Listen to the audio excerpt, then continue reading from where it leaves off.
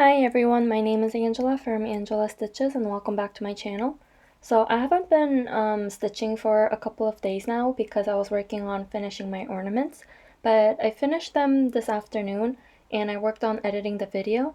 So by the time you see this video, that video will be already up on my channel, but my internet is like really slow right now, so it's still being uploaded, but while I'm waiting for that, I actually worked on my linen and threads for a little bit.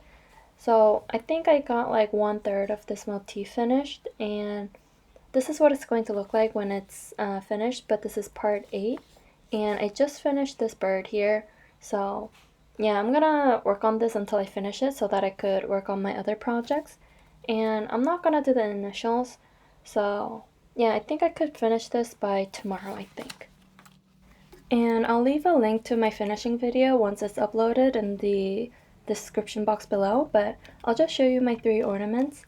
And these are the 3 that I FFO'd, and I recorded every step, almost every step, and I'm really happy with these. I was having a lot of fun making this. I think they turned out really cute. And I think my favorite is this angel by Brooks Books. I really love the fabric and I like the tassel that I made, and yeah, I actually want to do something like this again, so I'm gonna look for a chart. I'll probably look at Brooks Books Etsy shop again or her website for something small like this. So now that I got these 3 finished, I think I want to finish 3 more ornaments next month. So I have these 3 projects and I finished these earlier this year. And I just really enjoy making ornaments. I think it's like a nice change from just stitching while still working on a project.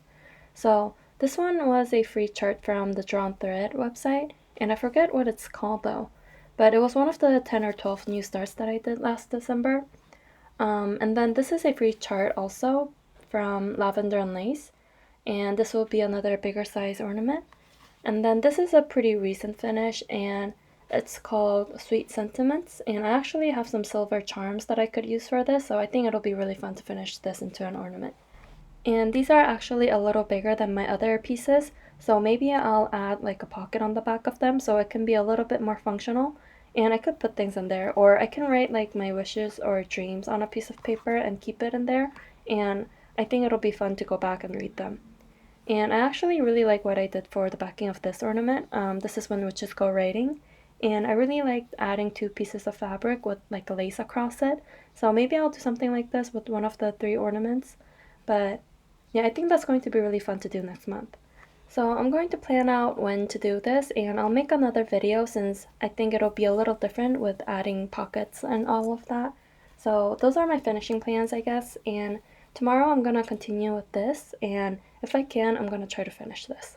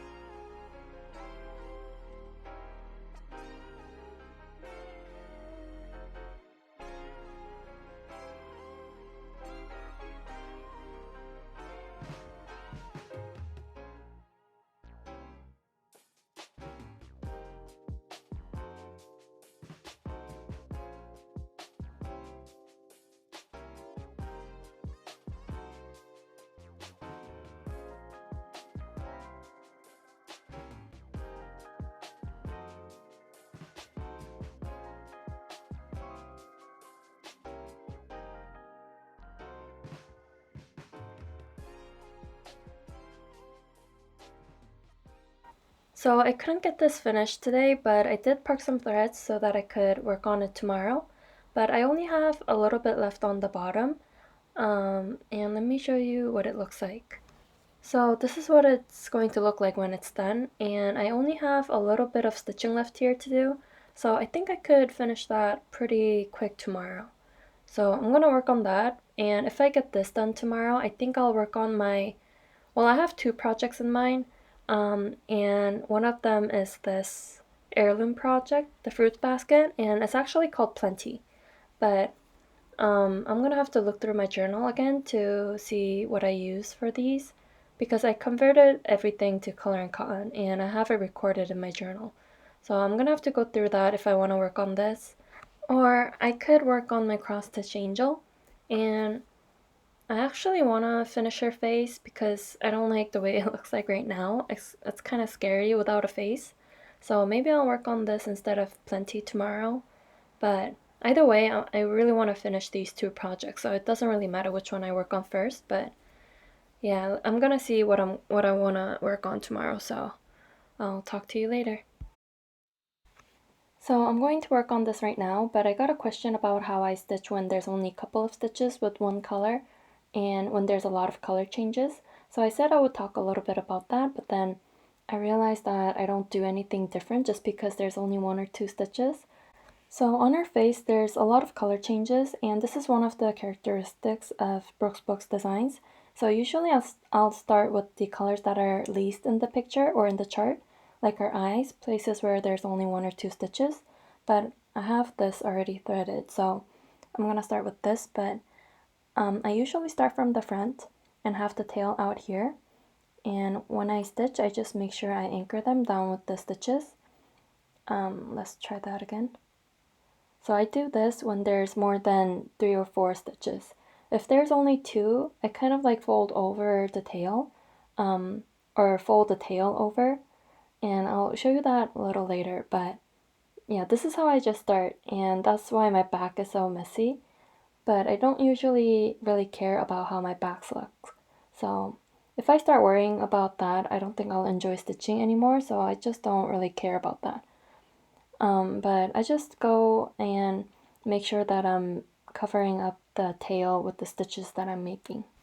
And the reason why I would do the stitches with the least amount first is because I'll probably carry over the threads to do those stitches if it is far apart from each other.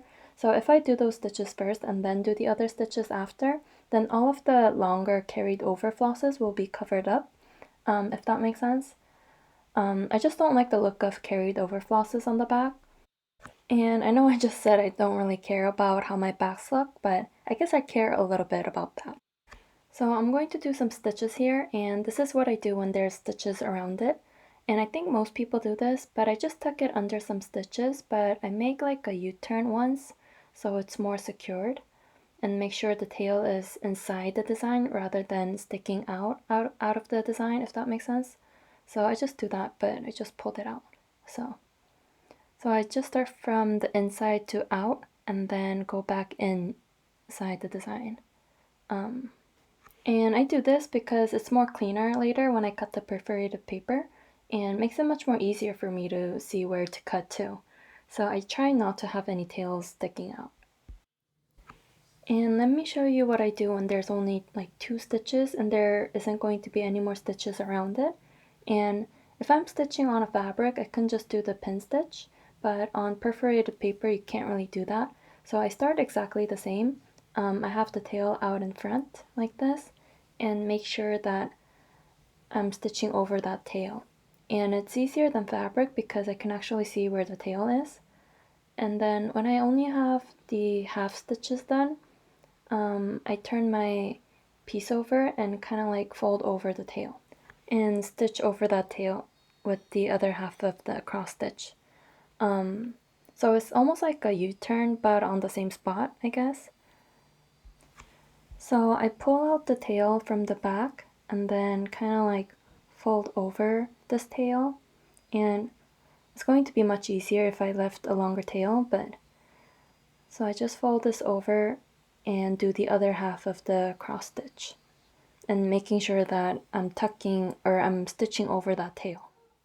And then when I'm done stitching, I'll tuck this under those stitches too, and also cut off any tail bit so that it's not too visible from the front. So yeah, I hope that kind of helps you in some way, and I don't think I gave you any new tips or anything, but yeah, that's just how I stitch on perforated paper. And it's really messy on the back, but I just make sure the tails are all towards the middle of the design. And if I do have a tail sticking out like this, I'll just cut it off really short. But usually I try not to have the tail sticking out this way when I'm stitching on perforated paper. So yeah, I'm gonna keep on working on this and try to finish her face tonight.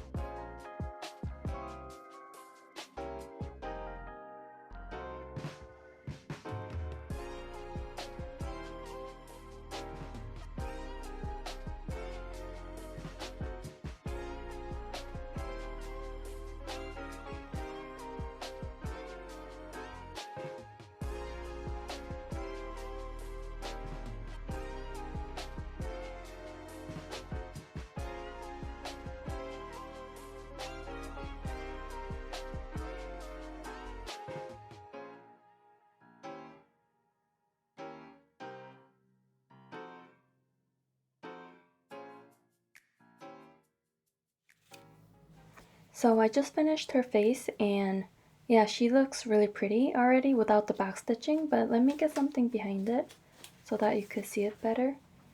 So yeah, super happy with my progress on my cross stitch angel. I think she looks really pretty. And I really love her dress, so I can't wait to get to that part too. But I forgot to show you my mystery cell finish. I finished this earlier today, and I already took it off from the Q-snap. So it's these two motifs, and that was pretty fast. And I thought when this motif came out, I think it was in April maybe, I thought there was going to be another bigger motif here to kind of like balance out the whole look of the cell, but I don't know, there's still room there, so maybe.